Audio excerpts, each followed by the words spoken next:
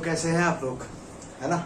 तो अपन ने लास्ट वाली क्लास में डिस्कस किया था, लास्ट सेशन में, मोल, है ना, कि मोल एक्चुअली में है क्या। इंट्रोडक्शन मैंने आपको दिया था और मैंने आपको ये बताया था कि एक मोल के अंदर नंबर ऑफ एवोगाड्रो, है ना, कि इक्वल पार्टिकल्स या फिर जो भी चीजें हैं, जो भी स्पीशीज है, जो भी क्वांटिटीज है, वो प्रेजेंट होंगी।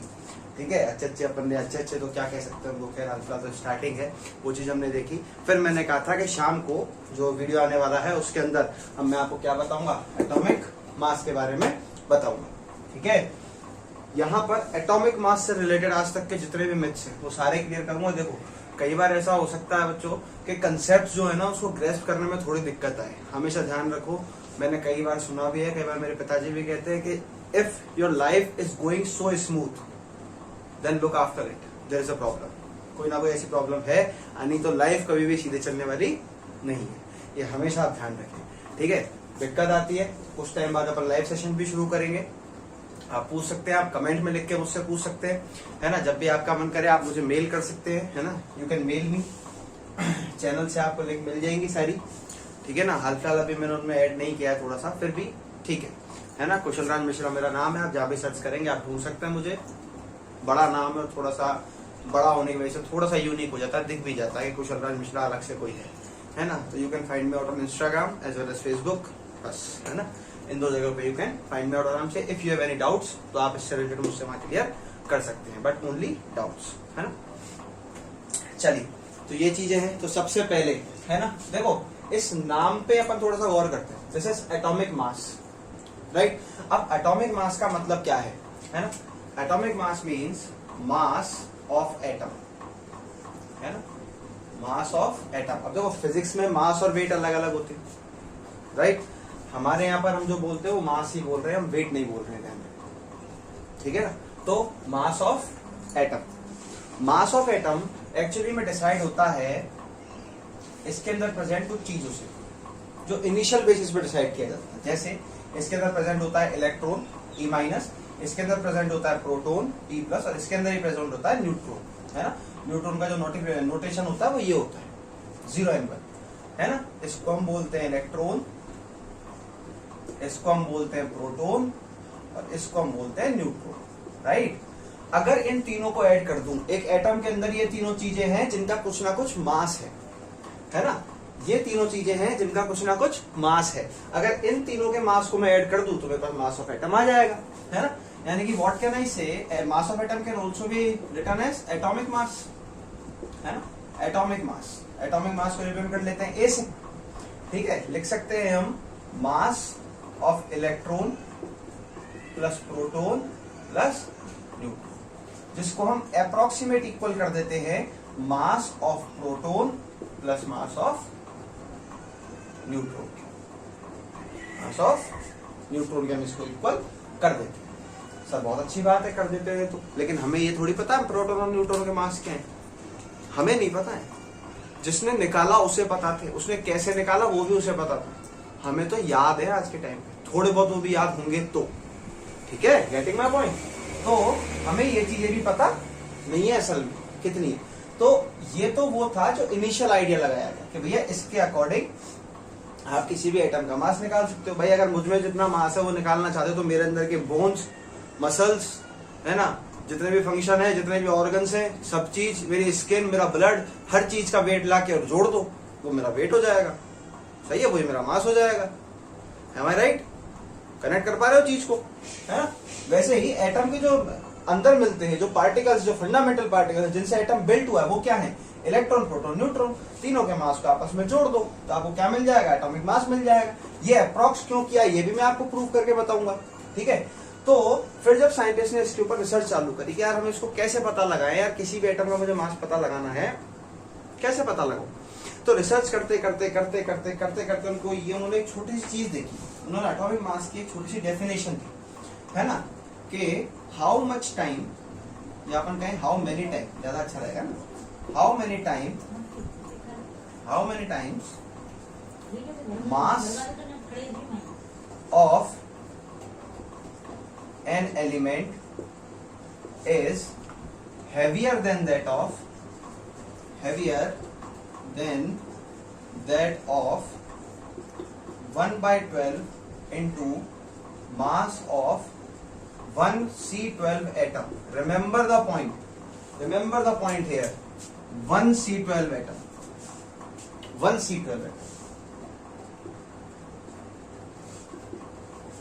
है ना? Remember the point. one C12 atom के मास के 12th पार्ट से कोई भी एलिमेंट कितना हैवियर है? सर ये आपने बनाई है डेफिनेशन? नहीं सर, ये मैंने बिल्कुल नहीं बनाई है। ये डेफिनेशन बुक्स में लिखी हुई है, स्टैंडर्ड बुक्स जिसको अपन बोलते हैं, कई बार एनसीईआरटी बोलते हैं ना, कई बार नीरज कुमार पढ़ोगे तो उसमें भी लिखी हुई है, बहुत सारी ऐसी चीज। ठीक है, अच्छे जगह के अगर नोट्स पढ़ोगे, मॉड्यूल्स पढ़ोगे तो उनमें भी ये चीजें लिखी हुई है ना? इससे कितना हैवी है ये पता लगाया जाता है। पहले के जमाने में क्या होता था, जब यूनिट्स नहीं थी अपने पास, SI, MKS, CGS, FPS, ये यूनिट सिस्टम कोई नहीं जानता था, तो उस टाइम पे कंपेयर करा जाता था। देखा तो राजा महाराजाओं कैसे बैठाए थे, इसको इसमें तोलेंगे, इसके बराबर सोना तोलेंगे, पता नहीं इतना सोना कहां से आता था, हमको दे दो यार, बहुत गरीब हो रहे हम, पता नहीं था सोना कहां से आता था उनके पास। चलो आता होगा वो तो उनकी दिक्कत है, हमारी दिक्कत थोड़ी है। हमारी दिक्कत तो है हमको मास समझना है। तो क्या करते थे, कंपैरिजन करते थे। तो कंपेयर जब करना शुरू किया तो उनको भी एक स्टैंडर्ड यूनिट चाहिए थी। तो स्टैंडर्ड यूनिट किसको माना? C12 एटम को। C12 क्या है? It is the C12 isotope of carbon. ठीक है, अब उसका भी कौन सा पार्ट? 1/12 पार्ट। अरे यार, तो सर इसका फिर हमको लिखना किस तरीके से चाहिए? अगर हम मास लिखेंगे तो कंपैरिजन कर रहे हैं ना हम लोग क्या कर रहे हैं? कंपैरिजन कर रहे हैं। कैसे? देखो जरा एग्जांपल देखो, है ना? ऐसा पता लगा कि जब कहा गया कि atomic mass of oxygen atom,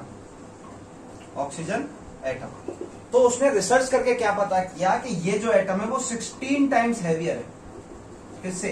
1/12 into mass of 1 C12 atom से। अच्छा सर, हाँ सर, ये पता लगा। दूसरे एग्जांपल में उसने फिर से पता किया एटॉमिक मास ऑफ कार्बन, खुद कार्बन को ही कंपेयर कर दिया भाई साहब ने, तो उसे पता लगा कि वो भी 12 टाइम्स हैवियर है इससे।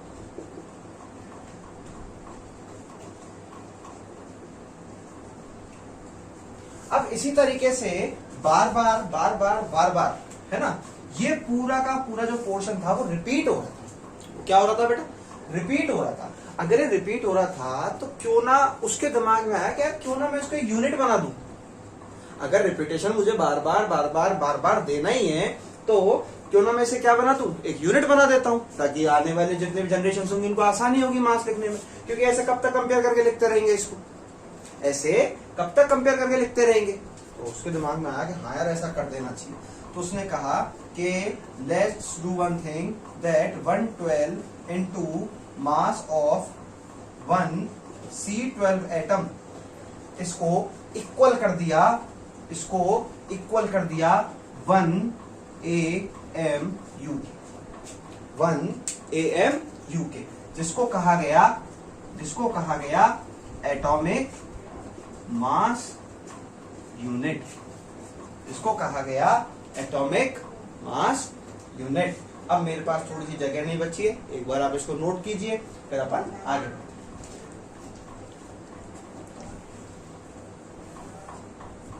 चलिए, आई होप आपने इसको लिख लिया होगा, है ना? और यहाँ तक आपको ये चीज थोड़ी बहुत समझ में भी आई होगी, है ना? देखो नई चीजें हैं, थोड़ा टाइम लगता है, जब समझने लगोगे, कंसेप्ट को अप्लाई करने लगोगे तो चीजें समझने भी लगोगे। ऐसी बात बिल्कुल भी नहीं होती है, तभी तो है ना बोल पाएंगे। क्या याद करो? मजा आया। ये तो बोलना बनता है यार, बिना इसके तो क्या है? तभी तो मजा आएगा, ऐसे थोड़ी है। ठीक है, यानी कि अब 1 AMU उसको यूनिट बना दिया साहब उसने, चलो बहुत अच्छी बात है। तो अगर उसने यूनिट बना दिया तो है, अगर उसने यूनिट बना दिया तो ये तो बहुत ही अच्छी बात थी हमारे लिए। तो हमने क्या कहा कि नाउ, है ना, अब हम लिख सकते थे कि मास ऑफ ऑक्सीजन एटम, पता उसी ने किया था, फिर से कह रहा हूं, हम पता नहीं कर रहे, पता उसी ने किया था, हम पता नहीं कर रहे। ठीक है, 16 AMU हो गया। मास ऑफ सल्फर एटम, है ना, 32 AMU हो गया। क्योंकि AMU क्या है? AMU क्या है? वो कंपैरेटिव यूनिट है, वो कंपैरेटिव क्राइटेरिया है, वो कंपैरिजन क्राइटेरिया है जिससे आप मास को कंपेयर करके निकाल रहे हो। Getting my point? बहुत बढ़िया। ठीक है। इसके बाद आए जैसे मान लो मास ऑफ सोडियम एटम हो गया, सोनिया मत बोल देना, सोडियम एटम है ये, हाँ कहीं बोल दो मास ऑफ सोनिया एटम, सोनियम एटम, सोनियम एटम नहीं है ये, सोडियम एटम 23 A। ठीक है, ये मास हमारे पास निकल कर आए। क्यों? क्योंकि ये बार बार उससे कंपेयर किए जा रहे थे, जब कंपेयर किए जा रहे थे तो फिर उसके ऊपर उसको बार बार लगाना पड़ रहा था। ठीक है, तो कुछ टाइम बाद क्या हुआ कि भाई वो तो चलो इस फंडे पे चलते जा रहे थे, एक इंस्ट्रूमेंट को डिस्कवर किया जिसको बोला स्पेक्ट्रोमीटर। क्या बोला? स्पेक्ट्रोमीटर। ठीक है, इसका काम क्या था कि it measures mass of tiny particles like electron, proton, neutron, C12 है ना, etc. in ग्राम। ये किस में मेजर कर सकता था कि इन छोटे छोटे पार्टिकल्स जो हैं इन सबके मास को ग्राम में पता लगा सकता। मस्त डिस्कवरी हो गई है तो यार, अब तो मजा ही आ जाना चाहिए था बिल्कुल, है ना। तो यहीं से भाई साहब जो पहले कंपैरिजन कर रहा था ना उसको मजा आ गया, बोले अब मजा आएगा, अब भी मजा आएगा ना भिड़ो, है कि मास ऑफ 1 C12 एटम उसने निकाला, उसने पता करा 1.99 इंटू 10 की पावर -23 ग्राम निकल के आया। क्या निकल के आया? 1.99 इंटू 10 की पावर -23 ग्राम निकल के आया। यहां से उसने कहा कि देयरफॉर मैं लिख दूंगा 1 AMU is equals to 1.99 into 10 की पावर -23 अपॉन 12 कर दूंगा, तो मेरे पास जो मास निकल कर आएगा वो मास आएगा भैया 1.66 इंटू 10 की पावर -24 ग्राम। 24 ग्राम, ये 1 AMU की वैल्यू है। और फिर उसने थोड़ा सा दिमाग और चलाया, वो बोलता ना CID में कुछ तो गड़बड़ गया, वैसे उसका भी दिमाग चला कि यार ये चीज है ना, ये एक तरीके से और आ सकती है यार। बोले कैसे? बोले यार क्यों ना मैं एक काम करूं कि मैं कहीं से कैसे भी करके 1/Na कर दूं। क्या कर दूं? 1/Na कर दूं। तो उसने देखा कि अरे यार ये तो सेम चीज आ रही है 1/Na से। 1/Na से क्या आ रहा था? सेम यही आ रहा था। उसके दिमाग में कीड़ा हुआ, अरे यार इतनी राम कहानी करी, 1 ग्राम को सीधा मोल से डिवाइड कर देता तो ये आ जाता। सुन दोबारा से क्या कह रहा हूं, 1 ग्राम को मोल से डिवाइड कर देता तो ये आ जाता, है कि नहीं? अरे आता ना। हाँ, 1 ग्राम को मोल से डिवाइड कर देता तो ये आ जाता। तो उसने कहा चलो कोई बात नहीं, अपना काम तो वैसे भी प्रैक्टिकली हो गया, एक्सपेरिमेंटली हो गया, तो हम क्यों इतना दिमाग लगाए।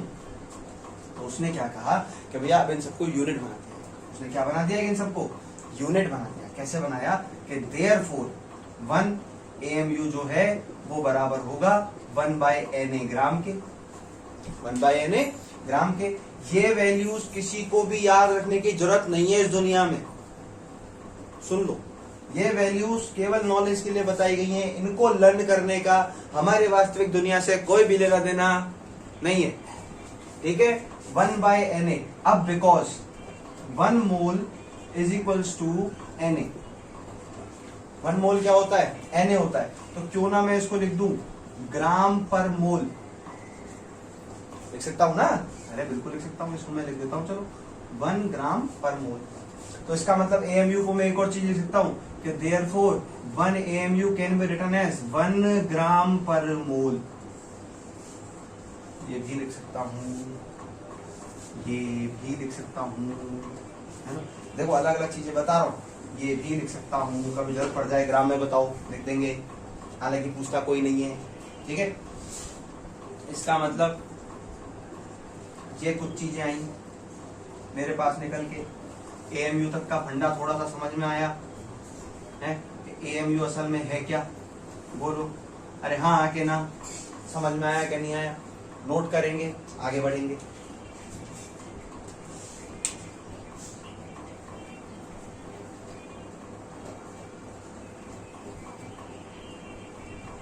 आई होप आपने नोट कर लिया होगा, है ना। चलिए इसके बाद हमारे पास जो एक नई टर्म इजाद हुई, है ना, क्योंकि अब तक तो भाई सब लोग क्या कर रहे थे, मास को लिख रहे थे एएमयू एएमयू एएमयू। अरे अलीगढ़ मुस्लिम यूनिवर्सिटी नहीं भैया, एटॉमिक मास यूनिट। हाँ, एक दिमाग चला रहे हो, अलग अलग जगह पे चलता है ना अपना दिमाग। हाँ, मस्त मस्त मीम्स आते हैं, सब देखते हैं हम, है।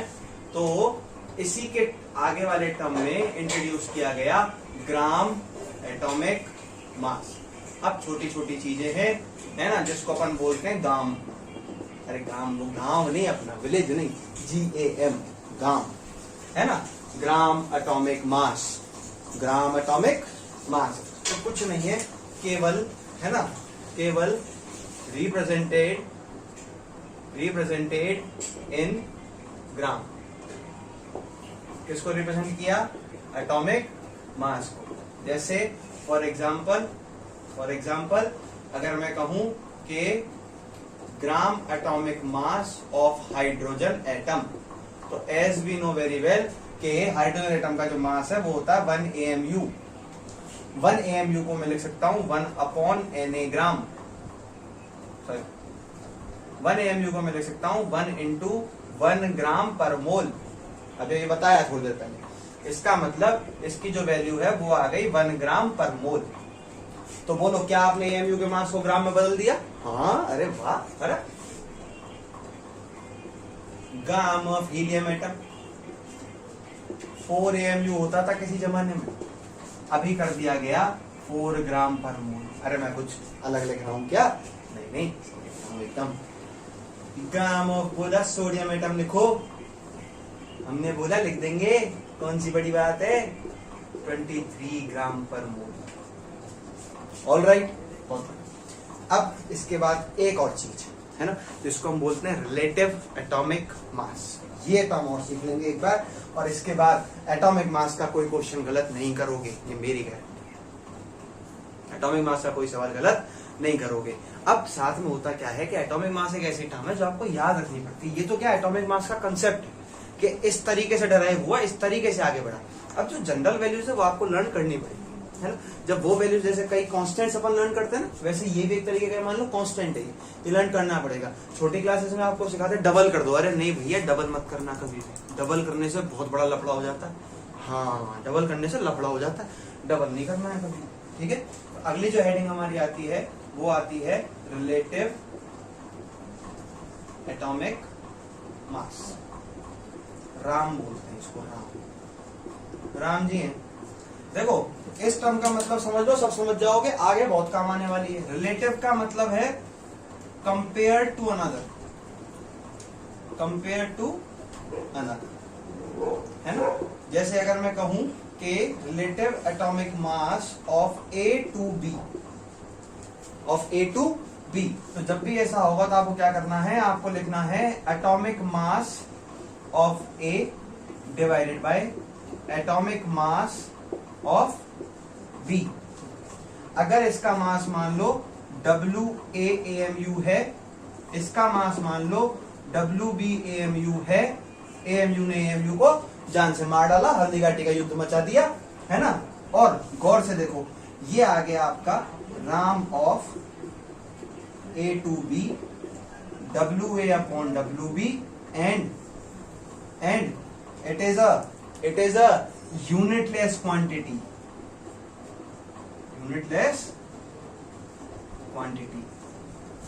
ये हमेशा क्या होती है, एक यूनिटलेस क्वांटिटी होती है ना। इसी टर्म में मैं आपको एक चीज और समझाना चाहूंगा, बस लास्ट है आज के सेशन के लिए, है ना, कि मैं आपको इसमें एक चीज और समझाना चाहूंगा ताकि आप उसको और अच्छे से प्रिपेयर कर सकें। एक बार आप इसको नोट कीजिए।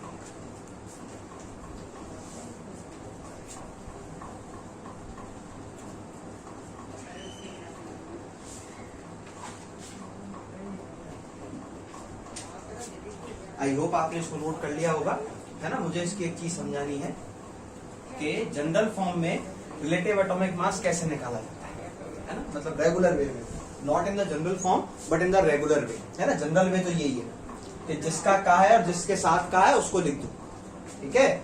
गौर करना, एक एग्जाम्पल से बता, ठीक है। जनरल वे में कभी भी कहे कि find out atomic mass, gram atomic mass and relative atomic mass of upon let's say lithium atom, ठीक है। तो क्या करेंगे हम लोग, समझना, एटॉमिक मास मैंने कहा लर्न होना चाहिए, अपने को दिमाग नहीं लगाना है ज्यादा। तो एटॉमिक मास ऑफ लिथियम हम डायरेक्ट लिखेंगे 7 AMU। अगर मुझे कहा है ग्राम atomic mass GAM of Li, तो हम डायरेक्ट लिखेंगे 7 ग्राम पर मोल, ठीक है। अब अगर मुझे कहा है कि रिलेटिव एटॉमिक मास, तो अगर कुछ ना दिया गया हो, अनलेस अदरवाइज मेंशन्ड, तो आप इसको 1 AMU से डिवाइड करते हैं, है ना। हम क्या करते हैं, हम ये करते हैं कि 7 AMU divided by 1/12 into mass of 1C12 atom से हम इसको डिवाइड करते हैं। And you know very well now कि this quantity actually is equals to 1 AMU। So this will be cancelled out by the Haldi Ghati का मैदान युद्ध। और क्योंकि 7/1 अगर मैं करूंगा, 7/1 अगर मैं करूंगा, तो डायरेक्टली मेरे पास आ जाएगा only 7। And remember, as I said before, that relative atomic mass is a unitless quantity, है ना। That means it is unitless, इसकी कोई भी यूनिट नहीं होगी। सो भैया this was all about atomic mass, है ना। एटॉमिक मास क्या है, ग्राम एटॉमिक मास क्या है, रिलेटिव एटॉमिक मास क्या है। इसी तरह से नेक्स्ट सेशन में अपन लोग जो है अपन मॉलिक्यूलर मास की भी चर्चा करेंगे। और नेक्स्ट सेशन में ही मैं आपको बताऊंगा कि इसके अंदर जो है हमारे मासेस कितने कितने और कौन कौन से अपने को कहां तक याद होने चाहिए, है ना। वो एक छोटा सा वीडियो बना दूंगा, मुश्किल से 1 या 2 मिनट का, जिसके अंदर आप फटाफट से वो सारी चीजें देख करके और लर्न उसको कर पाएंगे आराम से, ठीक है। तो आई होप आपने आज का सेशन एंजॉय किया होगा। एंजॉय करने का मतलब थोड़ी नाचेंगे ना, नाचना वाचना नहीं है ना। आई होप आपने सेशन एंजॉय किया होगा, मतलब आपको मेरी चीजें समझ में आई हो, है ना। मेरा मतलब ये है कहने का, ठीक है। तो stay home, stay safe, thank you, okay bye.